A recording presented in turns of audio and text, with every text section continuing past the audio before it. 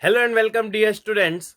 आज हम आपके सामने ले आए हैं टॉपिक इलेक्ट्रोस्टैटिक्स का लेक्चर नंबर 21, जहां पे हम डिस्कस करने जा रहे हैं एप्लीकेशन ऑफ गॉस लॉ। देखिए, मैं आपको पहले इसकी इंपॉर्टेंस समझा देता हूं।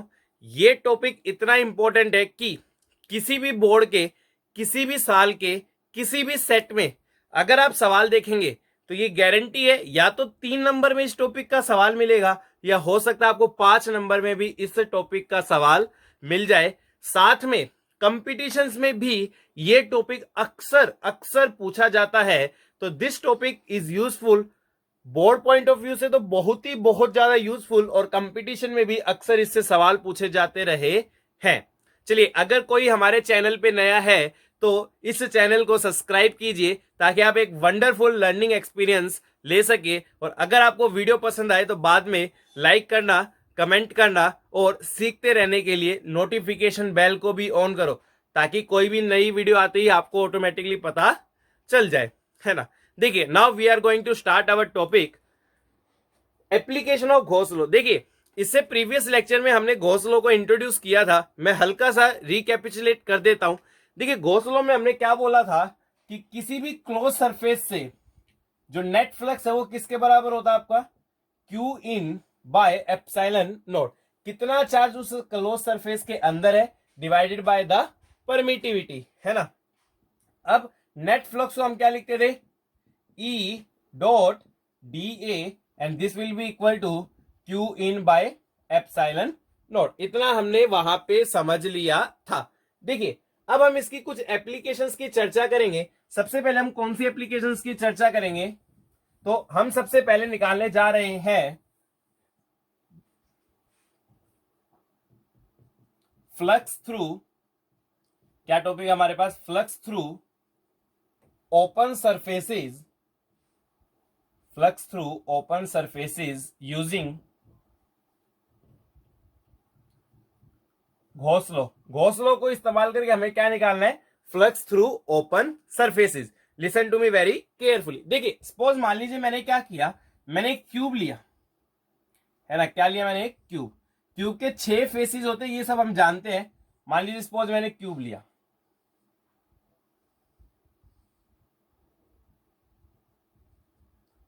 तो इसके 6 फेसेस है, इस बारे में हम सब लोग जानते हैं, उसमें कोई समस्या नहीं है। मैंने क्या माना कि क्यूब की जो साइड है डेट इज इक्वल टू ए, ये साइड भी आपकी ए है, सारी साइड सेम होती है, ये साइड भी क्या हो गई आपकी ए, है ना।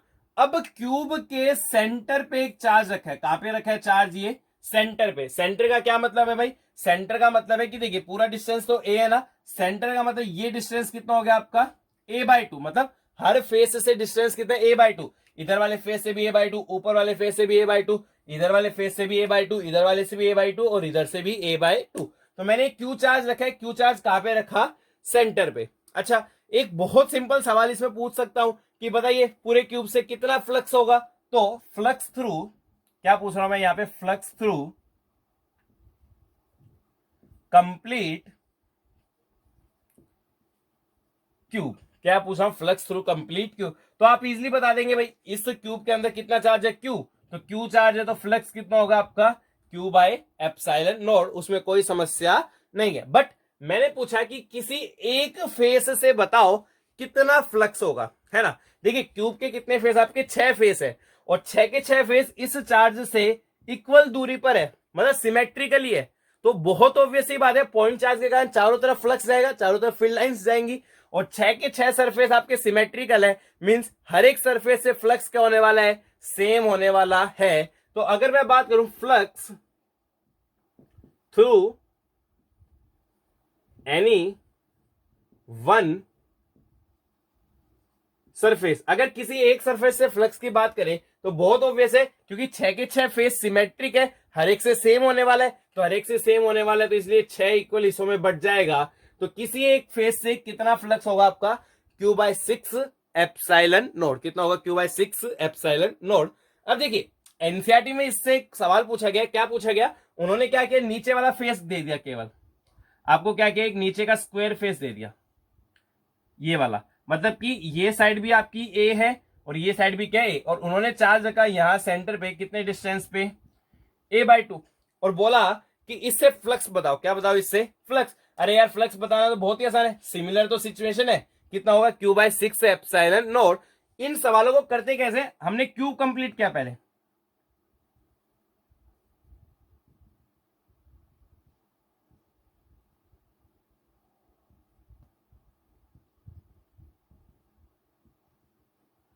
हमने क्या कंप्लीट कर लिया, क्यूब। अब इस पूरे क्यूब से कितना है Q/6 एप्सिलॉन नॉट, किसी एक फेस सॉरी Q/एप्सिलॉन नॉट, किसी एक फेस से कितना होगा आपका Q/6 एप्सिलॉन नॉट। तो क्वेश्चन केवल क्या था कि इस फेस से फ्लक्स बताना है, तो हम इजिली बता सकते हैं कि इस फेस से कितना फ्लक्स होगा आपका Q/6 एप्सिलॉन नॉट।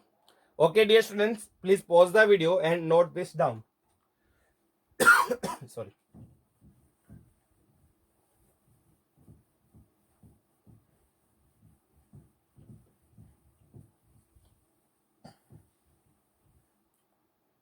नेक्स्ट देखिए, नेक्स्ट एग्जांपल लेते हैं, इसमें लिसन केयरफुली।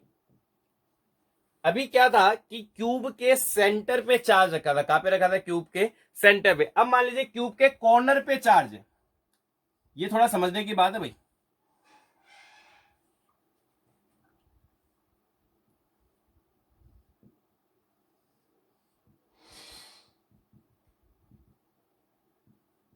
मान लीजिए क्यूब है, क्यूब की साइड ए है, कोई दिक्कत नहीं है, कॉर्नर पे चार्ज है, कितना चार्ज आपका क्यू। सबसे पहले तो आपको बताना है कि इस पूरे क्यूब से कितना फ्लक्स होगा, पहला सवाल क्या है, इस पूरे क्यूब से कितना फ्लक्स होगा, और सेकेंडली हर एक इंडिविजुअल फेस से कितना फ्लक्स होगा, इसके बारे में आपको बताना है। तो listen to me very carefully. देखिए एक्चुअली में केमिस्ट्री में जब आप सॉलिड स्टेट पढ़ते हैं ना, इस प्रकार की बातें आती है। मैं आपको समझा देता हूं कैसे हम इस क्यूब से फ्लक्स निकालेंगे। हमें कैसे ना कैसे सिमेट्री क्रिएट करनी पड़ेगी, जैसे पिछले सवाल में हमने किया था, हमने सिमेट्री क्रिएट की, या भी हमें किसी ना किसी प्रकार से क्या क्रिएट करनी पड़ेगी, सिमेट्री। कैसे करेंगे सुनिए। देखिए एक क्यूब रखा है, मैं चाहता हूं कि चार्ज बिल्कुल बीचों बीच आ जाए। कैसे आ जाए चार्ज बीचों बीच, कितने क्यूब रखने पड़ेंगे वो समझते। देखिए ये हो गया, मैंने एक इधर रखा, अभी भी बीचों बीच तो नहीं है, कोने पे भी अभी यहां है ना। फिर मैंने दो ऊपर भी रख दिए, बात समझ आ रही है भाई। क्या किया मैंने, एक यहां रखा, दो ऊपर रख दिए, कितने क्यूब हो गए, चार। अभी भी ये बीच में नहीं है क्योंकि ये इस साइड से कॉर्नर पे है, तो चार क्यूब मैंने इधर रखे और चार क्यूब कहां रख दिए मैंने, पीछे। जस्ट इमेजिन डियर स्टूडेंट्स, ये आप केमिस्ट्री में सॉलिड स्टेट्स में भी पढ़ते हैं, यहां भी मैं आपको लॉजिकल एक्सप्लेनेशन दे रहा हूं कि देखिए एक क्यूब मैंने साइड में रखा, दो क्यूब मैंने ऊपर रखे, चार क्यूब हो गए। अभी भी बीच में नहीं है क्योंकि पीछे वाले फेस पे, इन क्यूब्स के पीछे वाले फेस पे, तो चार क्यूब मैंने पीछे की तरफ और रखे, तो टोटल 8 क्यूब रखूंगा, तो ये चार्ज किस में आ जाएगा आपका, सेंटर पे आ जाएगा। किस पे आ जाएगा आपका, सेंटर पे, है ना। अगेन फिर से समझ सकते हैं, एक क्यूब यहां रखा, दो क्यूब ऊपर रखे, चार, अभी भी पीछे वाले फेस पे, बीच में तो है नहीं, तो चार क्यूब मैंने पीछे और रख दिए, कितने क्यूब हो गए, 8। अब ये चार्ज किस में आ जाएगा आपका, ये चार्ज आ जाएगा सेंटर पे, है ना। तो उन 8 क्यूब से, जो हमने 8 क्यूब, में डायग्राम ड्रॉ नहीं कर रहा हूं, जो हमने 8 क्यूब लिए, उनसे टोटल फ्लक्स कितना होगा, उनसे टोटल फ्लक्स होगा Q/एप्सिलॉन नॉट। कितना होगा, Q/एप्सिलॉन नॉट। बहुत बढ़िया। अब आठों के आठों सिमेट्रिकल है, तो एक से Q/एप्सिलॉन नॉट है, तो फ्लक्स थ्रू गिवन क्यूब, जो ये हमारे पास है, फ्लक्स थ्रू गिवन क्यूब, इस क्यूब से फ्लक्स कितना हो जाएगा भाई आपका, Q/8 एप्सिलॉन नॉट, है ना। क्योंकि 8 इक्वल हिस्सों में बांटने, 8 इक्वल हिस्सों में बांटोगे तो इसके हिस्से 1/8 आएगा, तो Q/8 एप्सिलॉन नॉट, है ना। अब मेरा सवाल ये है कि इस पूरे क्यूब से तो कितना फ्लक्स आपका, Q/8 एप्सिलॉन नॉट। हर एक फेस से बताना है, 6 फेस है, नाम दे देता हूं, ABCDEFGH, है ना। अब देखिए समझना बहुत आसान है, कैसे। अगर आपको याद हो, मैंने स्क्वायर में एक सवाल करवाया था जब मैं फ्लक्स पढ़ा रहा था पिछले लेक्चर में, कि अगर स्क्वायर के कॉर्नर पे चार्ज है तो इस स्क्वायर से कितना फ्लक्स होता था आपका, इससे फ्लक्स होता था आपका 0। लास्ट लेक्चर में हम ये कर चुके हैं कि अगर स्क्वायर के कॉर्नर पे चार्ज था तो फ्लक्स क्या था, 0। अब देखिए सबसे पहले चार्ज यहां पे मैं बात करता हूं FGHE, है ना। इस स्क्वायर फेस के कॉर्नर पे चार्ज है, कॉर्नर पे चार्ज है, तो इससे फ्लक्स कितना हो गया, 0, है ना। अगेन मैं किसकी बात कर रहा हूं, GBCH, इस स्क्वायर फेस के भी कॉर्नर पे चार्ज है, तो फ्लक्स कितना हो गया आपका, 0। अगेन मैं पीछे वाले फेस की बात कर रहा हूं, EDCH, EDCH के भी कॉर्नर पे चार्ज है तो उससे भी फ्लक्स क्या हो गया, 0। तो ये 3 फेस का कॉर्नर है, उन तीनों फेस से फ्लक्स कितना हो गया, 0। अब कितने फेस बचे, 3। एक तो ये सामने वाला ADFEF, एक ये नीचे वाला ABCD, और एक ये सामने वाला FABG। अब देखिए ये तीनों फेस इससे इक्वल डिस्टेंस पे है, ये तीनों फेस इससे कहा इक्वल डिस्टेंस पे, तो इन तीनों फेस से फ्लक्स क्या होना चाहिए, सेम। हाँ भाई, पूरे से फ्लक्स कितना है, Q/8 ε0। ये कितने हिस्सों में बटने वाला, 3 हिस्सों में। क्यों, क्योंकि इस वाले से और इस वाले से 3 फेस से ही फ्लक्स है, तो कितने हिस्सों में बटेगा, 3 हिस्सों में। तो जो बाकी तीनों फेस बच गए 3 हिस्सों में बटेगा, हर एक से कितना फ्लक्स आ जाएगा आपका, Q/24 ε0। कितना आ जाएगा, Q/24 ε0। तो सवाल ये था ABCD से फ्लक्स पूछ ले तो कितना आएगा, Q/24 ε0। पूरे क्यूब से फ्लक्स पूछ ले तो कितना आएगा, Q/8 ε0।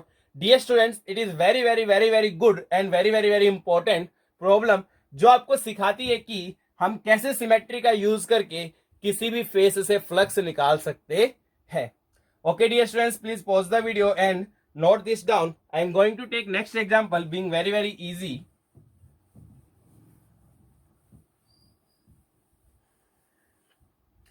अब देखिए, मान लीजिए मैंने आपसे पूछा एक हेमिस्फेरिकल सरफेस है। कैसा सरफेस आपका, हेमिस्फेरिकल सरफेस। वहां पे चार्ज रखा आपका Q। कैसा सरफेस है भाई आपका, हेमिस्फेरिकल सरफेस है ना, और उसके सेंटर पे चार्ज कितना रखा है, Q। इस हेमिस्फीयर से कितना फ्लक्स पास होगा आपको ये बताना है। अब देखिए मैंने कैसे किया, again I am using the symmetry. वैसे तो सिंपल वे से भी कर सकते हैं, मैंने सिमेट्री यूज करके इसको किस में बदल लिया, स्पीयर में। अब इस स्पीयर के अंदर कितना चार्ज है, Q। तो flux through sphere, complete sphere से कितना चार्ज होगा, क्योंकि अंदर चार्ज Q है तो कितना होगा भाई आपका फ्लक्स, Q/ε0। अब देखिए ऊपर वाला हिस्सा और नीचे वाला हिस्सा बिल्कुल सिमेट्रिक है with respect to this charge, तो आधा फ्लक्स ऊपर से चला जाएगा और आधा फ्लक्स कहां से जाएगा, नीचे से। तो यहां से फ्लक्स कितना हो गया, आधा। आधा मतलब कितना हो गया आपका, Q/2ε0। कितना हो गया आपका, Q/2ε0। तो आप इजीली सिमेट्री यूज करके बहुत सारे अरेंजमेंट से आप फ्लक्स निकाल सकते हो। इससे नेक्स्ट लेक्चर में मैं आपको डीपीपी देने वाला हूं, जिसमें आपको सिमेट्री बेस्ड फ्लक्स निकालने के बहुत सारे क्वेश्चन मिलेंगे। उसको सोल्व जरूर करना। कोई प्रॉब्लम आए तो आप हमें कमेंट बॉक्स में डाल सकते हैं। Okay dear students, please pause the video and note this down. I am going to take next category. इस कैटेगरी से भाई CBSE 2020 में भी सवाल पूछा गया था। देखिए मैंने एक सवाल सिंपल पूछा, मान लीजिए एक स्क्वायर है, क्या एक स्क्वायर है ना, सिंपल सी बात दी गई है। मान लीजिए इधर से कुछ फ्लक्स बाहर जा रहा है। क्या जा रहा है, फ्लक्स आपका बाहर। कितना फ्लक्स बाहर जा रहा है, मान लीजिए 24 न्यूटन मीटर स्क्वायर पर कूलम है ना। यहां से फ्लक्स कुछ अंदर जा रहा है, कितना अंदर जा रहा है, 10 न्यूटन मीटर स्क्वायर पर कूलम। यहां से भी कुछ फ्लक्स अंदर जा रहा है कितना जा रहा है, 12 न्यूटन मीटर स्क्वायर पर कूलम। और यहां से फ्लक्स आपका बाहर जा रहा है, कितना फ्लक्स बाहर जा रहा है भाई, कुछ मान लो यार 20 न्यूटन मीटर स्क्वायर पर कूलम। सवाल ये है कि इसके अंदर कितना चार्ज होगा। Find the charge enclosed. आप कोई भी सरफेस मान सकते हो, कैसा भी सरफेस है, रैंडम शेप मान लो, ऐसी माननी आपके लिए कोई आवश्यक नहीं है। आप बिल्कुल रैंडम शेप भी मान सकते हो, है ना। पेपर में रैंडम शेप ही दी गई थी, ये कोई भी रैंडम शेप है, ठीक है। आपसे पूछा गया कि इसके अंदर कितना चार्ज होगा इन टर्म्स ऑफ ε0। तो देखिए हमारे पास फॉर्मूला एक ही है कि जो आपका नेट फ्लक्स होता है वो किसके बराबर होता है, Q इनसाइड, अंदर कितना चार्ज है, डिवाइडेड बाय ε0। अब देखिए मैंने जब आपको गॉस लॉ इंट्रोड्यूस किया तो ये बात बताई थी, बाहर जाने वाले फ्लक्स को हम क्या लेते हैं, पॉजिटिव, और अंदर आने वाले फ्लक्स को क्या लेते हैं हम, नेगेटिव। तो देखिए ये फ्लक्स बाहर जा रहे तो इसको लिया मैंने पॉजिटिव 24, ये फ्लक्स भी बाहर जा रहे तो मैंने इसको पॉजिटिव लिया 20, ये फ्लक्स अंदर आ रहा है तो इसको मैंने लिया नेगेटिव, और ये फ्लक्स भी अंदर आ रहा है इसलिए इसको मैंने क्या लिया, negative, is equal to Q in by ε0। Solve करो भाई, कितना आएगा, 44 है ना, -22 is equal to Q in by ε0। तो यहां से आपका Q इन कितना आ गया, ये हो गया 22 ε0, और किस में आएगा आपका कूलम में। तो this is the amount of charge enclosed by this surface. CBSE 2020 में कुछ इसी प्रकार का सवाल पूछा गया। उन्होंने एग्जैक्टली क्या सवाल पूछा कि एक सरफेस में φ1 फ्लक्स अंदर आ रहा है, कितना फ्लक्स अंदर आ रहा है φ1, और φ2 फ्लक्स बाहर जा रहा है, तो बताइए कितना चार्ज होगा। तो भाई कैसे करना है, नेट फ्लक्स कैसे लिखेंगे, जो बाहर जाता है उसको क्या लेते हैं, पॉजिटिव। आपको इंपोर्टेंस समझ में आ रही होगी। देखिए ऑप्शन थे, ऑप्शन यही थे मेन। तो पहला ऑप्शन मेन था epsilon naught φ1 minus φ2, epsilon naught φ2 minus φ1, है ना, φ1 माइनस φ2 बाय एप्सिलॉन नॉट, और φ2 माइनस φ1 बाय एप्सिलॉन नॉट, ये ऑप्शन थे। आप इजिली कर सकते हैं। अगेन गॉस लॉ लगा रहे हैं, नेट फ्लक्स कितना, जो फ्लक्स आपका बाहर जा रहा है उसको पॉजिटिव लेते हैं, तो हो गया φ2 माइनस जो अंदर आ रहा है उसको negative φ1 Q in by epsilon naught. तो क्यू इन कितना आ गया आपका, एप्सिलॉन नॉट इनटू में φ2 माइनस φ1। तो this will be the correct option. Dear student, ऐसे छोटे छोटे सवाल आते हैं, उसके बाद बच्चे बोलते हैं कि सर पेपर बहुत मुश्किल आया था। ये पेपर मुश्किल नहीं है, आपको बेसिक्स अगर आता है तो बहुत ज्यादा आसान पेपर आया था सीबीएसई 2020 का, जिसमें मोस्टली एनसीईआरटी बेस्ड क्वेश्चंस पूछे गए, साथ में काफी कुछ आपके थ्योरेटिकल क्वेश्चन थे। सीबीएसई में 95% प्लस कैसे ज्वाइन करनी है उसकी वीडियो संडे को हमारे चैनल पे आएगी। तो जो विद्यार्थी सीबीएसई में चाहते हैं कि 95% प्लस स्कोर करे, वो उस वीडियो को अवश्य देखे। Okay dear students, please pause the video and note this down. ठीक है डियर स्टूडेंट्स, नेक्स्ट अब हम पढ़ने जा रहे हैं very very important topic.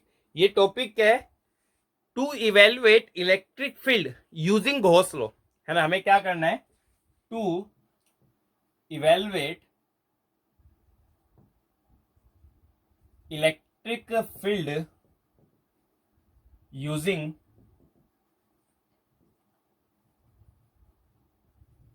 Gauss law. क्या इवेल्युएट करना है हमें, इलेक्ट्रिक फील्ड इवेल्युएट करना है, किसको यूज करके, by using the Gauss law. देखिए मैं आपको बता देता हूं, यहां पे है ना कुछ बातें हैं। सबसे पहली बात, अगर आपको इलेक्ट्रिक फील्ड इवेल्युएट करना है यूजिंग द गॉस थ्योरम या यूजिंग द गॉस लॉ, आपको जो भी अरेंजमेंट है, जो भी चार्ज अरेंजमेंट है, वैसे हम यहाँ पे 3 प्रकार की चार्ज अरेंजमेंट्स का डिस्कशन करेंगे। कौन कौन सी करेंगे, सबसे पहले करेंगे स्पेरिकल चार्ज डिस्ट्रीब्यूशन। क्या करेंगे, स्पेरिकल चार्ज डिस्ट्रीब्यूशन, है ना। नेक्स्ट उसमें हम क्या करेंगे, फिर नेक्स्ट हम उसमें डिस्कस करेंगे regarding the infinitely long charged wire, जिसका डेरिवेशन हम ऑलरेडी कर भी चुके हैं एक बार, है ना। और लास्ट में हम क्या करेंगे, इनफाइनाइटली चार्ज्ड थिन शीट। तो ये हम डिस्कस करने वाले हैं। देखिए कहानी क्या है कि हम गॉस लॉ से इलेक्ट्रिक फील्ड उन्हीं केस में निकाल सकते हैं जो सिमेट्रिकल हो। स्पेरिकल सिमेट्रिकल है, इनफाइनाइटली लॉन्ग वायर भी सिमेट्री बन जाएगी, ये इनफाइनाइटली चार्ज थिन शीट भी क्या बन जाएगी, सिमेट्री। अनसिमेट्रिकल फिगर्स के लिए निकाल पाना पॉसिबल ही नहीं है ना। ऐसा क्यों है, फॉर एग्जाम्पल आप डायपोल के लिए निकालना चाहो, फॉर एग्जाम्पल आप फील्ड कैसे निकालना चाहो फॉर डायपोल, कैसे निकाल सकते हो क्या, देख लो भाई। मान लीजिए डायपोल अपना, है ना, डायपोल क्या है, माइनस क्यू प्लस क्यू। हम जानते हैं इसके चारों तरफ क्या होने वाला है, फील्ड होने वाला है, उसमें कोई समस्या नहीं है। अब मैंने क्या किया, इसके सराउंडिंग एक गॉस सरफेस बना लिया, है ना, एक गॉसियन सरफेस मैंने बना लिया। मैंने लगाई Gauss phi net, net flux कितना होगा यार, डायपोल अंदर है, नेट चार्ज तो 0 है, फ्लक्स कितना हो गया 0, है ना। फ्लक्स 0 हो गया तो आप क्या लिख सकते हो, ई डॉट डी, ये फॉर्मूला था फ्लक्स का, ये किसके बराबर हो गया 0। क्या यहां से इलेक्ट्रिक फील्ड निकल जाएगा, देखिए हकीकत में क्या है कि यहां से आप ये नहीं लिख सकते कि इलेक्ट्रिक फील्ड क्या होगा आपका 0, ऐसा होगा क्या, नहीं। डायपोल के कारण हर पॉइंट पे क्या आता है, इलेक्ट्रिक फील्ड तो आता ही है, तो इलेक्ट्रिक फील्ड आपका 0 नहीं होगा, इलेक्ट्रिक फील्ड क्या है, नॉट इक्वल टू 0, फिर भी फ्लक्स क्या हो गया आपका 0। यानी यहां से एक बहुत इंपॉर्टेंट पॉइंट आता है डियर स्टूडेंट्स, देखिए अगर आपका फ्लक्स 0 है तो ये कोई जरूरी नहीं है कि इलेक्ट्रिक फील्ड भी आपका 0 हो। सिंपल एग्जांपल डायपोल, भाई फ्लक्स 0 है बट हर पॉइंट पे कुछ ना कुछ फील्ड होगा ड्यू टू डायपोल, वो हम निकाल भी चुके हैं।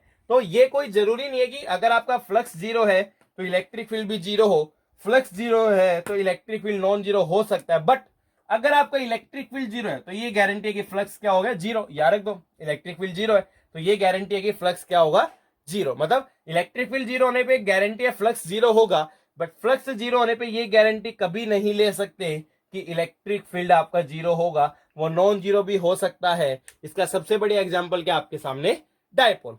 तो कहानी हमारी क्या थी अभी तक, कहानी तो हमारी ये थी कि हम घोंसलों को इस्तेमाल करके केवल सिमेट्रिकल डिस्ट्रीब्यूशंस के लिए इलेक्ट्रिक फील्ड निकाल सकते हैं, किसी रैंडम के लिए फॉर एग्जांपल डायपोल के लिए निकाल पाना पॉसिबल नहीं है। अब देखिए क्या प्रोसीजर हम अपनाते हैं। स्टेप वन है ना, स्टेप वन में क्या करते हैं हम, गॉसियन सरफेस चूज करते हैं। क्या चूज करते हैं, चूज ए सुटेबल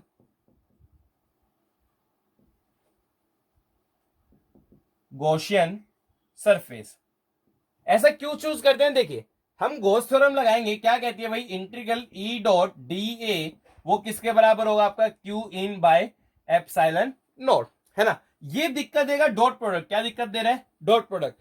हमारा टारगेट क्या रहेगा कि हम पहले इस डॉट को हटाएं, है ना। टारगेट क्या रहेगा, डॉट को किस प्रकार से हटाएं भाई, ई डॉट डी ए को क्या लिख सकते हैं हम, ई डी ए कोस थीटा। हमारी कोशिश क्या रहेगी कि हर बार थीटा को क्या बनाया जाए आपका जीरो, क्या बनाया जाए, थीटा को जीरो। अगर थीटा जीरो हो गया तो हम इसको सिंपली क्या लिख सकते हैं, ई डी ए, क्या लिख सकते हैं हम, ई डी ए। और उसके बाद हम इंटीग्रेट शायद कर पाए। तो हमारा टारगेट क्या, choose a suitable Gaussian surface, और इस प्रकार से चूज करते हैं कि वो डॉट प्रोडक्ट को क्या कर सके, रिमूव कर सके। उसको रिमूव करने का एक ही तरीका है, थीटा को क्या बनाना पड़ेगा, आपको जीरो बनाना पड़ेगा। हम देखेंगे कि इन तीनों अरेंजमेंट में हम कैसे थीटा को जीरो बना रहे हैं। तीनों अरेंजमेंट्स में हमने यही काम करना है।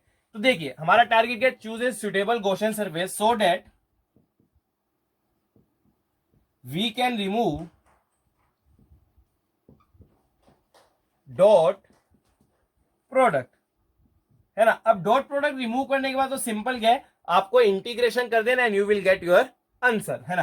परफॉर्म इंटीग्रेशन, क्या परफॉर्म करना है, परफॉर्म इंटीग्रेशन। तो कहानी क्या है, सुटेबल गॉसियन सरफेस ही चूज करने की है ताकि ये डॉट प्रोडक्ट आपका रिमूव हो सके। उसके बाद तो कोई खास कहानी इसमें है नहीं। ओके डियर स्टूडेंट्स, अपनी वीडियो को पॉज कीजिए, नोट दिस डाउन। अब इसके बाद मैं लेने जा रहा हूं पहला example, spherical charge distribution, which is very very important. Listen carefully.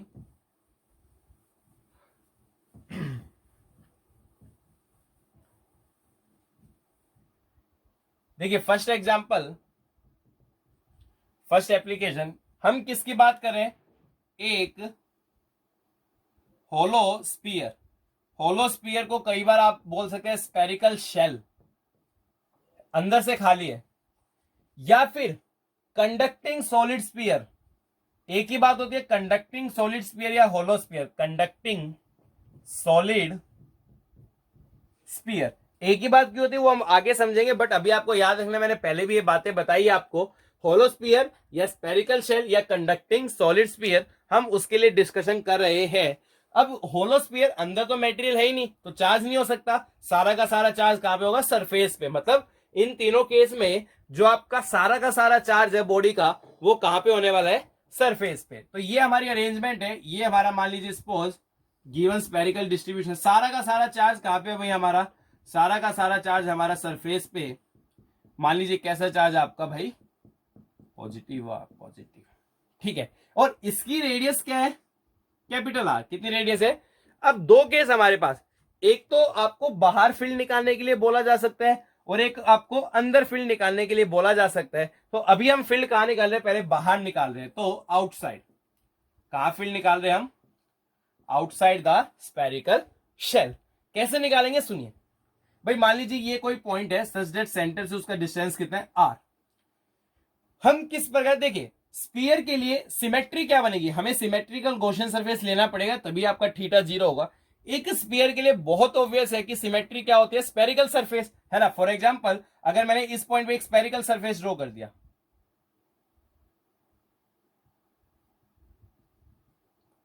है ना, क्या ड्रॉ कर दिया मैंने, एक स्पेरिकल सरफेस। तो इस स्पीयर के लिए ये स्पेरिकल सरफेस क्या आपका सिमेट्रिकल, क्या आपका सिमेट्रिकल, है ना। ये हम बहुत ऑब्वियस सी बात है, क्या आपका सिमेट्रिकल। अब मेरे को क्या करना है, यहां पे इस पॉइंट पे क्या निकालना है मेरे को, इलेक्ट्रिक फील्ड। तो मैंने क्या किया कि देखिए हमने क्या पढ़ा था, पॉइंट चार्ज के कारण जो इलेक्ट्रिक फील्ड का डिस्ट्रीब्यूशन हो कैसा होता है, स्पेरिकल। तो यहां भी कुछ आपका डिस्ट्रीब्यूशन क्या आपका स्पेरिकल ही है। यहां पे कैसे फील्ड निकालेंगे, जैसे मान लीजिए सपोज मैंने क्या किया, इस सरफेस के लिए एक छोटू सा, एक बड़ा प्यारा सा छोटा सा एलिमेंट चूज किया। क्या चूज किया, एलिमेंट, है ना। अब मेरे को क्या करना है, इसका एरिया वेक्टर। देखिए क्लोज सरफेस के लिए एरिया वेक्टर हमेशा कहां लेते हैं हम, आउटवर्ड नॉर्मल। तो ये क्या हो गया आपका एरिया वेक्टर, इसको क्या लिखा मैंने, डी ए, है ना। और ऑब्वियसली स्फीयर के कारण जो इलेक्ट्रिक फील्ड है वो क्या होगा आपका, रेडियली होगा। पॉइंट चार्ज से भी आप कंपेयर कर सकते हो, तो रेडियल होगा। तो यहां पे ये ही डायरेक्शन, क्योंकि पॉजिटिव चार्ज के कारण अवे होता है, इसी डायरेक्शन में क्या आ गया आपका इलेक्ट्रिक फील्ड। क्या आ गया आपका इलेक्ट्रिक फील्ड। तो यहां से हमें पता चला एरिया वेक्टर और इलेक्ट्रिक फील्ड। अब हमने सिंपली क्या किया, कुछ नहीं करना, गॉस लॉ अप्लाई कर देना है। तो integral E dot D A किसके बराबर है भाई, Q inside bye epsilon naught. अच्छा मान लीजिए चार्ज पूरा का पूरा क्यू, स्फीयर पे चार्ज कितना है, क्यू। अब इस स्पेरिकल सरफेस के अंदर कितना चार्ज है, सारा का सारा चार्ज आ गया, क्यू चार्ज है। तो integral E dot D A किसके बराबर होगा आपका, क्यू बाय एप्सिलॉन। अब ई और डी ए में एंगल तो जीरो है, तो क्या लिख सकते हैं, E d A cos zero बराबर Q by epsilon. Cos zero तो 1 होता है, तो ई डी ए बराबर क्यू बाय एप्सिलॉन नॉट। अब देखिए इलेक्ट्रिक फील्ड हर जगह सेम होगा, डिफरेंट वो देखना है हमें। मैग्नीट्यूड की बात है, वेक्टर तो हमने सोल्व कर लिया भाई। ये पॉइंट सिमेट्रिकल है, ये पॉइंट भी उतनी डिस्टेंस पे, ये पॉइंट भी उतनी डिस्टेंस पे, ये पॉइंट भी उतनी, हर पॉइंट क्या सेम डिस्टेंस पे। तो इलेक्ट्रिक फील्ड क्या होना चाहिए, सेम। तो इलेक्ट्रिक फील्ड सेम है मतलब कांस्टेंट, तो हमने क्या ले लिया बाहर, integral D A is equal to Q by epsilon naught. अब पूरा एरिया, डीए का मतलब इंटीग्रेशन, डीए का मतलब पूरा एरिया, और इस स्फीयर का पूरा एरिया कितना होने वाला है भाई आपका 4 पाई आर स्क्वायर बराबर क्यू बाय एप्सिलॉन नॉट। अब ये नीचे ले जाओ तो आपका इलेक्ट्रिक फील्ड कितना आया, 4 पाई आर स्क्वायर नीचे लेके जाएंगे तो 1 by 4 pi epsilon naught Q by R square.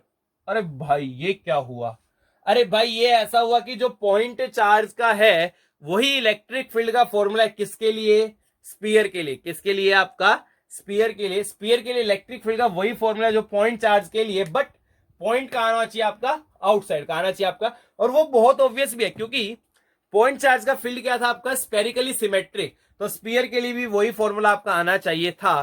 तो आपका इलेक्ट्रिक फील्ड कितना आया, 1 by 4 pi epsilon naught Q by R square. इसलिए हमें इस बारे में कोई समस्या नहीं होनी चाहिए। तो आउटसाइड आपका वही फील्ड आने वाला है जो किसके लिए आएगा आपका, पॉइंट चार्ज। और हर जगह फील्ड की डायरेक्शन भी आप बना सकते हो चाहो तो। जैसे ये हो गया, यहां भाई ये हो गया, यहां क्या हो गया आपका, ये हो गया इधर की तरफ, रेडियली आउटवर्ड। हर जगह क्या होने वाला आपका, just like point charge radially outward, just like point charge radially outward, है ना। तो इस प्रकार से आपका इलेक्ट्रिक फील्ड आप निकाल सकते हो। तो ये किसकी कहानी थी, आउटसाइड की। Okay dear students, please pause the video and note this down. मैं इनसाइड का करने वाला हूं। देखिए इनसाइड की और बात कर लेते हैं। अब ये डायग्राम मैं अभी छोड़ दे रहा हूं इधर ऐसे ही, इसको मिटा लो, कोई दिक्कत नहीं है, नया बना लेंगे, है ना। अब देखिए इसी में हम बात करते हैं इनसाइड द स्फीयर। किसकी बात करते हैं हम, इनसाइड द स्फीयर। तो now listen to me very very very carefully. Inside the sphere हम कैसे बात कर सकते हैं देखिए वही आपका होलो स्फीयर है, सारा का सारा चार्ज भाई सरफेस पे ही है। चार्ज कितना था, क्यू, रेडियस थी आर। मैंने कोई पॉइंट लिया जो सेंटर से कितनी डिस्टेंस दूर है, आर डिस्टेंस, है ना। और इसकी रेडियस कितनी है, कैपिटल आर। अब मैंने क्या किया, एक गॉसियन सरफेस हो गया। अगेन कैसा गॉसियन सरफेस है मेरा, स्पेरिकल गॉसियन सरफेस। अब मैंने लगाया integral E dot D A किसके बराबर, Q in by epsilon not, है ना। क्यू इन, क्या इसके अंदर कोई चार्ज है क्या, नहीं, चार्ज तो कितना आपका इसके अंदर, जीरो, है ना।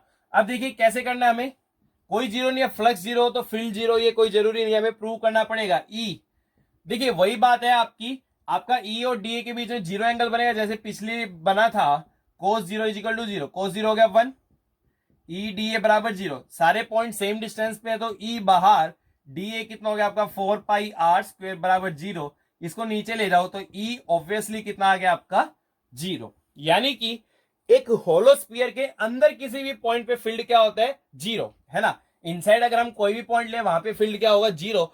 अगर आउटसाइड पॉइंट है तो आउटसाइड के लिए फील्ड कितना था भाई आपका, 1 by 4 pi epsilon naught Q by R square. तो ये आपका इलेक्ट्रिक फील्ड है due to spherical symmetrical charge distribution, hollow sphere हो, स्पेरिकल शेल हो, या कंडक्टिंग सॉलिड स्पीयर हो, है ना। अब देखिए हम ग्राफ बनाते हैं, किसके बीच में ग्राफ बनाया जाता है, between electric field versus distance from centre, है ना। देखिए जब तक आपका पॉइंट अंदर है, ये आर क्या आपका डिस्टेंस फ्रॉम सेंटर, जब तक पॉइंट आपका अंदर है, अंदर पॉइंट है तो फील्ड क्या होगा आपका जीरो, तो अंदर पॉइंट कब तक रहेगा, कैपिटल आर तक। भाई कैपिटल आर पे जब आओगे तो आप सरफेस पे आ गए, है ना। तो कैपिटल आर तक आपका इलेक्ट्रिक फील्ड कितना रहने वाला है, जीरो रहने वाला है। उसके बाद ये क्या है, inversely proportional to R square, मतलब अगर आप आर को बढ़ाओगे तो इलेक्ट्रिक फील्ड क्या होगा, घटेगा। तो उसके बाद क्या आपका inversely proportional to R square, तो graph will be like this. यहां पे आपका इलेक्ट्रिक फील्ड क्या है, जीरो, यहां पे इलेक्ट्रिक फील्ड क्या आपका inversely proportional to R square. अच्छा ये वैल्यू कितनी है भैया आपकी, आर को कैपिटल आर के बराबर पुट करो तो कितना आ जाएगा भाई आपका 1/4πε0 क्यू बाई आर स्क्वायर, है ना। यहां पे एक मेन बात क्या है कि R is equal to capital R पे इलेक्ट्रिक फील्ड क्या आपका डिसकंटिन्यूस, क्या आपका इलेक्ट्रिक फील्ड डिसकंटिन्यूस, मतलब अंदर क्या हो गया आपका जीरो और बाहर एकदम से कितना होगा आपका 1/4πε0 क्यू बाई आर स्क्वायर। तो इलेक्ट्रिक फील्ड आपका डिसकंटिन्यूस है, वैल्यू चेंज हो रही है, कहां पे discontinuous at R is equal to capital R. जब आपका R is equal to capital R होगा वहां पे आपका इलेक्ट्रिक फील्ड क्या होने वाला, आपका डिसकंटिन्यूस होने वाला है। Okay dear students, please pause the video and note this down. I am going to take the second case जहां पे हम बात करेंगे नॉन कंडक्टिंग सॉलिड स्फीयर। किसकी बात करेंगे, नॉन कंडक्टिंग सॉलिड स्फीयर। देखिए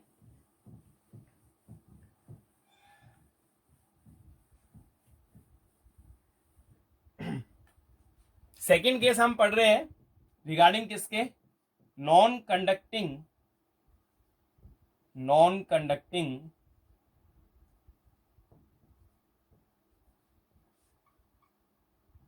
सॉलिड स्फीयर। किसकी बात करें डियर स्टूडेंट्स, हम नॉन कंडक्टिंग सॉलिड स्फीयर। देखिए नॉन कंडक्टिंग सॉलिड स्फीयर में क्या है कि केवल सरफेस पे चार्ज नहीं होगा। पिछली प्रॉब्लम में क्या था, सारा का सारा चार्ज कहां पे था, सरफेस पे। इस बार ऐसे होने वाला नहीं है, आपका पूरी वॉल्यूम में चार्ज होगा, क्योंकि सॉलिड है और नॉन कंडक्टिंग है तो चार्ज किस में होगा, आपकी पूरी की पूरी वॉल्यूम में, है ना। तो देखिए हम कंसिडर कर लेते हैं, यहां भी वही दो केस होंगे। पहले हम बात करेंगे आउटसाइड। किसकी बात करेंगे हम, आउटसाइड। तो आउटसाइड की अगर हम बात करें तो मान लीजिए सपोज ये हमारा non conducting solid sphere positively charge था। कैसा चार्ज था भाई आपका, पॉजिटिवली चार्ज,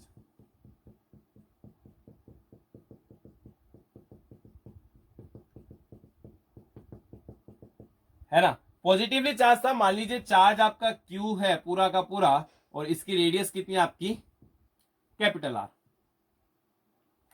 ठीक है भाई, बहुत बढ़िया। केस है सेम है केस, सारे में तो चार्ज है। अगर आर डिस्टेंस में कैसा गॉसियन सरफेस भाई, अगेन कैसा गॉसियन सरफेस मान लिया हमने, स्पेरिकल गॉसियन सरफेस। वही सब कहानी है, बाहर तो देखिए कुछ डिफरेंस आएगा ही नहीं। करके देख लीजिए, ये एलिमेंट माना, ये आपका एरिया वेक्टर इधर की तरफ, आपका इलेक्ट्रिक फील्ड भी कहां होगा, इधर की तरफ ही होगा। तो लगाया integration E D, angle zero है तो कोस जीरो, क्यू इनसाइड, कितना चार्ज अंदर है, सारा का सारा चार्ज ही अंदर है, तो Q by epsilon not. Cos zero 1 हो गया, ई आपका कांस्टेंट है क्योंकि सबका डिस्टेंस सेम है, तो ई डी ए बराबर क्यू बाय एप्सिलॉन नॉट। अब कंप्लीट एरिया तो कितना होगा भाई आपका 4 पाई r स्क्वायर बराबर क्यू बाय एप्सिलॉन नॉट। तो यहां से इलेक्ट्रिक फील्ड कितना आ जाएगा, नीचे ले जाइए 1/4 pi epsilon naught Q by r square.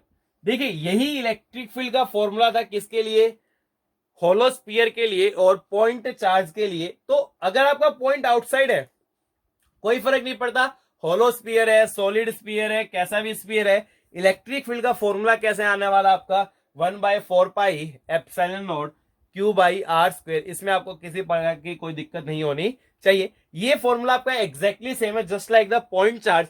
यानी आउटसाइड के लिए मैं एक बात लिख सकता हूं कि इलेक्ट्रिक फील्ड क्या होगा आपका, inversely proportional to R square. सब कुछ पहले जैसे, कोई अंतर नहीं है। अंतर कब आएगा, जब हम इलेक्ट्रिक फील्ड निकालेंगे इनसाइड द स्फीयर। कहां निकालेंगे हम electric field, inside the sphere, है ना। डियर स्टूडेंट्स, वीडियो को बिल्कुल लास्ट तक देना क्योंकि बहुत इंपॉर्टेंट चीजें पढ़ा रहा हूं। These are very very very important things. चलिए देखिए इनसाइड देखते हैं क्या फर्क आएगा थोड़ा अच्छा सवाल बन जाएगा जब हम इनसाइड की बात करेंगे।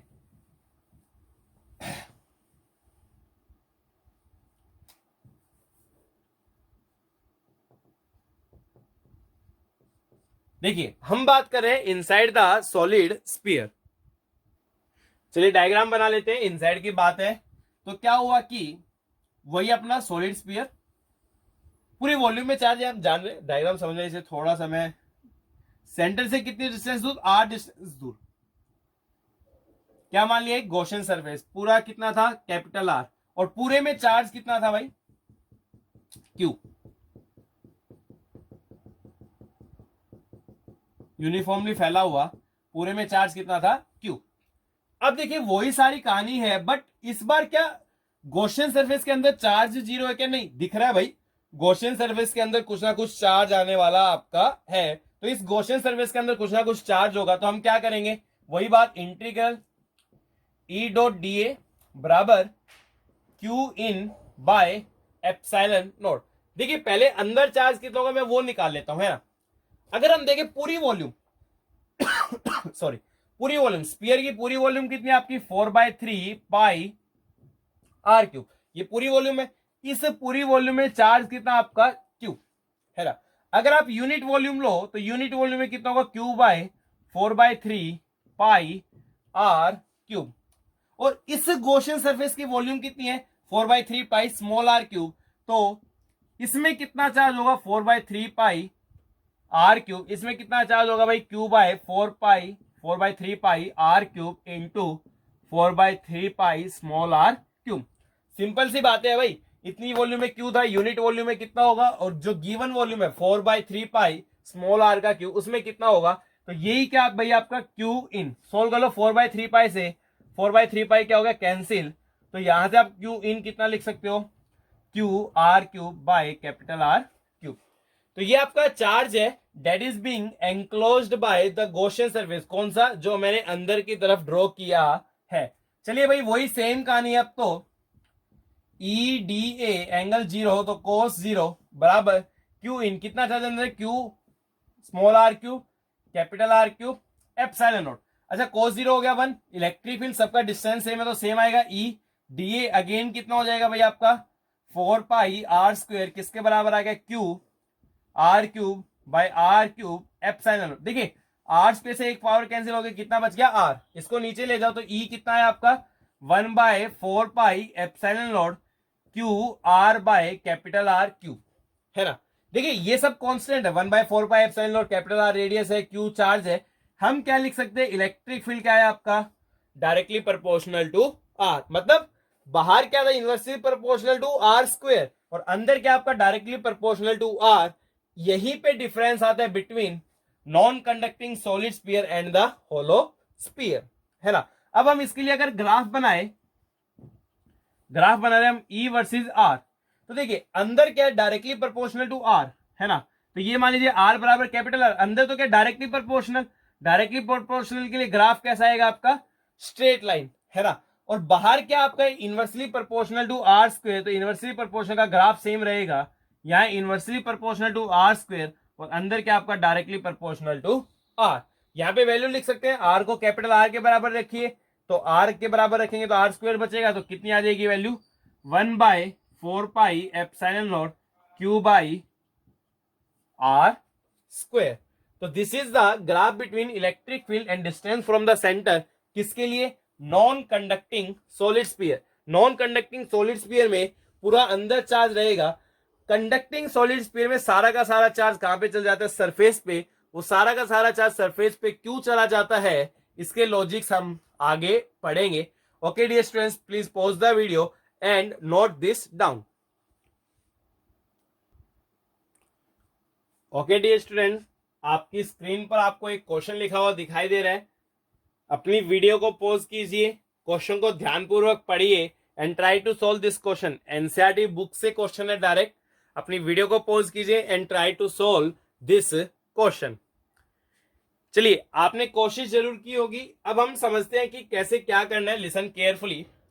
N early model for an atom, शुरुआत की बात है, considered it to have a positively charge point nucleus of charge Z, Z आपका एटॉमिक नंबर माना गया है ना, बोला गया कि एटम है उसमें एक पॉइंट चार्ज न्यूक्लियस होता है, कितना चार्ज है उस पर, Z E, surrounded by uniform density, कैसी डेंसिटी, यूनिफॉर्म डेंसिटी मतलब यूनिफॉर्मली फैला हुआ है, नेगेटिव चार्ज कितना ये नहीं मालूम, कहां तक फैला हुआ है, अप टू रेडियस आर, है ना।